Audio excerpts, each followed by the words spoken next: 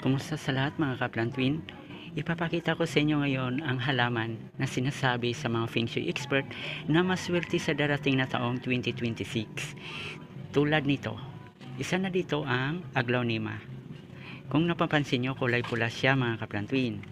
At sabi sa mga Feng Shui expert na ang kulay pula ay isa sa pinakamaswerteng halaman sa taong 2026. Kaya huwag kayong magpawala nito mga kaplantwin. Dapat meron kayo nito sa inyong mga halaman o sa inyong hardin.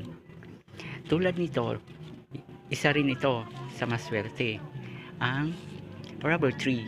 Kaya mga kaplantwin, dapat ang rubber tree ay naka-display sa southeast na bahagi ng inyong tahanan para ma-activate yung kasortihan niya. Yan. Ito ang video na to para lang sa mga open-minded ha, saka doon para lang sa mga naniniwala sa mga pampaswerte. Kasi hindi naman lahat ng tao ay naniniwala sa mga pampaswerte tulad nito. Yan. Para lang to sa mga plant lovers na katulad ko rin. Yan, mga kaplantwin. Aglaonema at saka rubber tree, isa sa pinakamaswerte na mga halaman. At ito, kung napapansin nyo dito sa may tapat ng bahay namin, ayan o, ang laki na ng napakalaki na ng areca palm. Yan, nasa tapat to ng aming tahanan, kahit medyo maliit lang yung space, pero hindi ako nagpapawala nito.